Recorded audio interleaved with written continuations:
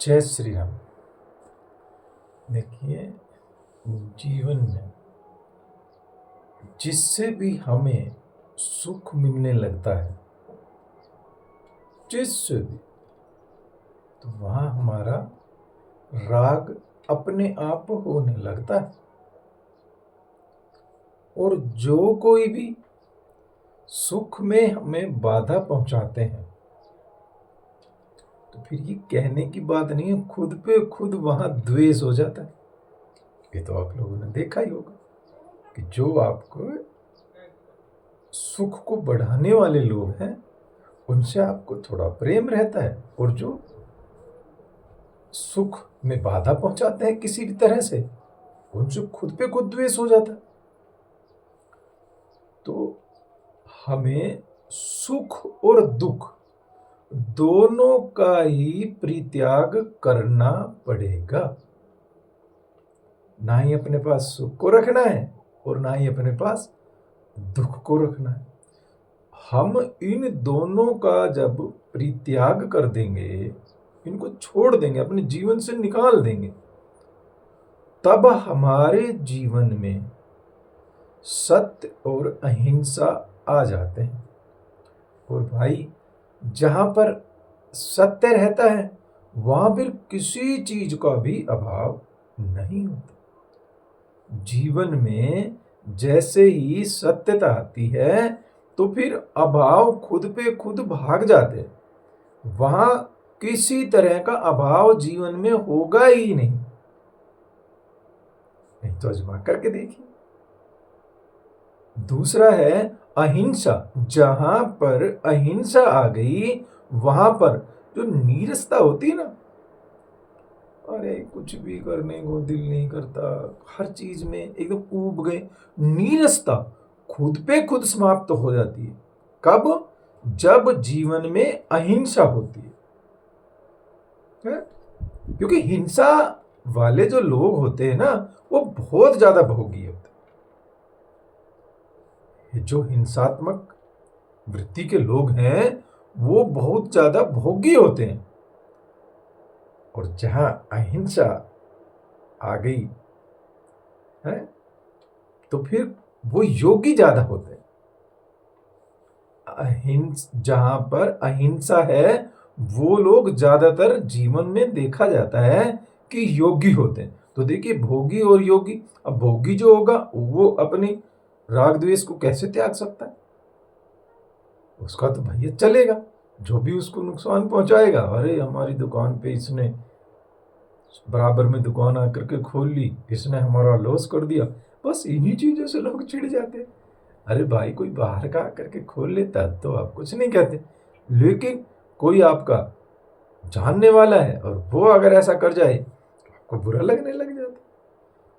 तो हम फिर चाहे जीवन में कितना भी प्रयास करते रहे, देखो, राग द्वेष इनको त्यागे बगैर हमारे जीवन में कभी भी जो चीज आप ढूंढ रहे हैं वो नहीं मिलेगी।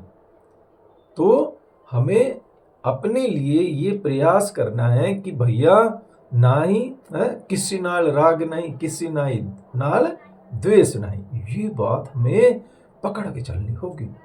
जब भी आपका मन भगे ना, किसी से ज्यादा अटैचमेंट होने लगे, है किसी के प्रति ज्यादा लगाव आने लगे, समझ जाओ ये भी खतरनाक है। हमें किसी को भी ज्यादा प्रेम नहीं करना। और यदि किसी से मन में नफरत की गांठ पड़ रही है तो जितनी जल्दी हो सके भगाएं। क्योंकि द्वेष तो भैया, ये सब चीज तो बहुत गलत है। पहले हमें अंदर से ही ये खाए जा रही है।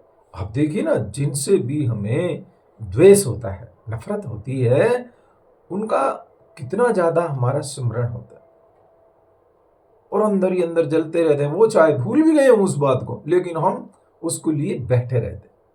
तो मुझे लगता है बहुत काम की चीज है कि हमें अपने अंदर से इन राग द्वेषों को त्यागना होगा। अब त्यागेंगे कैसे? चाहे तो आप सत्य और अहिंसा को जीवन में लाना शुरू कर दें, है कि अब मैं झूठ नहीं बोलूंगा, सत्य ही बोलूंगा। और फिर आप उस चीज में कोई बहाना ना मारे, अरे दुकानदारी में तो भाई झूठ बोला जाता है, अरे क्या करे समाज में तो झूठ बोला जाता है। भैया जब आप सत्य का साथ छोड़ने लगेंगे तो फिर जीवन के अंदर है खुद पे खुद जो सरलता है ना वो कठोरता में बदल जाती, फिर आप कठोर होने लगोगे। तो इन चीजों का हमें बड़ा ध्यान रखना है कि हम अपने, देखो इसके लिए हम भावनाओं पर ज्यादा जाएंगे। भावनात्मक जो भक्त होते हैं ना वो भावनात्मक इस तरह से कर लेते। तो यदि आपने कभी, मान लीजिए आप सोच रहे हैं कि ठीक है मैं आज के बाद झूठ नहीं बोलूंगा, सत्य का ही सहारा लूंगा, तो फिर अगर आपसे वो गलती से कभी भूल भी गया है तो हर दिन सोचे, अरे देखो आज मैंने ना ये झूठ बोल दी उसके सामने, पता तो रहता ही आदमी को, तो हम हाथ के हाथ उसका पश्चाताप करने लग जाए। अब मैं ऐसा नहीं करूंगा, अब मैं नहीं चाहता हूं जीवन में झूठ बोलना, इस तरह की बातें करना है। तो धीरे धीरे धीरे धीरे आप देखेंगे कि खुशहाली खुद पे खुद, उमंग उत्साह है, ये आपको दृढ़ संकल्पी बनाएंगी। ये सब चीजें आपके जीवन को ऊंचाई देंगी है। देखो सभी लोग वहां से संसार से निकल के आते तो संसार के अंदर तो भैया राग द्वेष सबके साथ ही रहता है। ऐसा थोड़ी है कि आज हम ये बातें बता रहे हैं या कर रहे हैं तो पहली बात तो ये बता नहीं रहे, हमने संतों से ही सुना है। दूसरा हम भी ये सब चीजें झेल के आए हैं, हमने भी खूब आपस में किसी से इस तरह से किया होगा, लेकिन जब संतों के मुख से ये बातें सुनी तो यहाँ उतार, अरे दिल में लगना चाहिए। जब दिल में लगती है ना ये बातें तो खुद पे खुद फिर काम सही हो जाता है? कितनी बार आप कहेंगे कि जीवन मुक्त के लक्षण क्या है? अरे जीवन मुक्त के यही तो लक्षण है। जीवन मुक्त के और क्या लक्षण होंगे भैया? संसार की किसी भी चीज के प्रति उसको राग द्वेष रहे ही ना, किसी भी चीज के प्रति कोई कुछ नहीं लेना संसार से, छोड़ दी सब चीजें हैं। तो खुद पे खुद जीवन के अंदर फिर हम देखेंगे कि जीवन मुक्ति का आनंद आने लगता है। नहीं तो कोई, जो ये जीवन मुक्ति का शब्द आप देखते हैं ये कहीं चौथे पांचवें आसमान पे थोड़ी पड़ा है कि भैया वहां चले जाएंगे तो हमें जीवन मुक्ति मिल जाएगी। जीवन मुक्ति यही तो है कि मैं अंदर से कितना प्रसन्न हूं, है कितना उत्साह है मेरे अंदर, कितना, कोई ऐसा तो नहीं कि मेरे किसी के नाल राग कर रहे हैं, किसी से द्वेष कर रहे हैं, किसी से अगर कोई बात हो भी गई तो क्षणिक उसको पानी की लकीर की तरह खत्म कर दे, कोई बात नहीं। देखो कहते हैं हवा की लकीर तो संतों के हृदय में भी उठ जाती है। जो बहुत महान गुरु हैं संसार के अंदर, बहुत बड़े जो हमारे संत हैं, उनके हृदय में भी हवा की लकीर की तरह, जैसे आपने कुछ बोला तो एकदम से तो उनको भी बुरा लग जाता है, लेकिन वो जगे हुए हैं ना तो अंदर से हाथ किया तो उसको खत्म कर देते, यूं आया और यूं गया। ये सब जीवन मुक्ति के आनंद देने वाली चीजें हैं।